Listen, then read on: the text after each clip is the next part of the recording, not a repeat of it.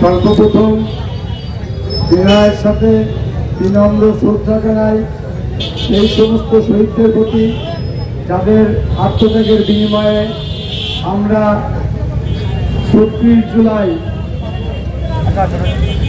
একটি নতুন বাংলাদেশ,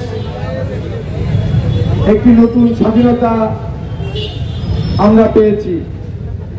আজকে এইখানে দাঁড়িয়ে সকল যোদ্ধাদের প্রতি সারা বাংলাদেশে যারা এই জুলাই এবং তার পূর্ববর্তী সময়ে এই দেশের জন্য, এই গণতন্ত্রকে ফিরিয়ে আনার জন্য, ভোট এবং ভাতের অধিকার ফিরিয়ে আনার জন্য যারা জীবন দিয়েছে তাদের মাগফিরাত কামনা করছি। পাশাপাশি যারা আমরা জীবিত আছি, যারা এই আন্দোলনে স্বতঃস্ফূর্ত ভূমিকা পালন করেছে, তাদের সবাইকে অভিনন্দন, সংগ্রামী অভিনন্দন ও সংগ্রামী শুভেচ্ছা।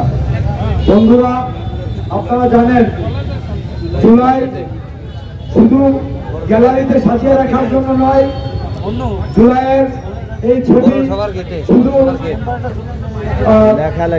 গ্যালারিতে সাজিয়ে প্রদর্শনের জন্য নয়, এই জুলাইকে বুকে ধারণ করে এই বাংলাদেশে এমন একটি রাষ্ট্র প্রতিষ্ঠা করতে হবে যে রাষ্ট্রে নেতৃত্ব দেবে বাংলাদেশ জাতীয়তাবাদী দল এবং শেখ হাসিনার দোসরদের যারা এই দেশ থেকে উৎখাত করেছে সেই সমস্ত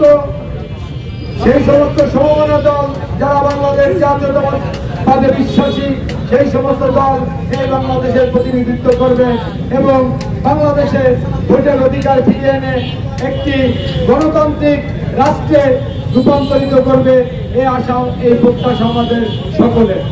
বন্ধুরা, আমরা এই জুলাইকে শুধু মুখে মুখে এবং গ্যালারিতেই সাজিয়ে রাখবো না, আমরা জুলাইকে বুকে ধারণ করব এবং আমরা চাইব আমরা ছাত্র দল, যুব দল, স্বেচ্ছাসেবক দল, শ্রমিক দল, কৃষক দল সহ যারা সর্বোচ্চ ভূমিকা পালন করেছে তারা এই দেশ গড়ার কাজে আগামীতেও আমরা সর্বোচ্চ ভূমিকা পালন করব। ইনশাআল্লাহ আমরা আগামী নির্বাচনে যাতে বাংলাদেশ জাতীয়তাবাদী দল এই দেশে সরকার গঠন করে সেই জন্য আমরা আমাদের নিরলস প্রচেষ্টা অব্যাহত থাকবে, এই আশাবাদ ব্যক্ত করে সবাইকে ধন্যবাদ জানিয়ে আজকের এই জুলাই গ্যালারি থেকে সবাইকে আবারও নতুন করে নতুন উদ্দীপনায় মাঠে নামার জন্য প্রস্তুতি নেওয়ার জন্য শুভেচ্ছা জানিয়ে ধন্যবাদ জানিয়ে শেষ করছি। আল্লাহ হাফেজ। বাংলাদেশ জিন্দাবাদ।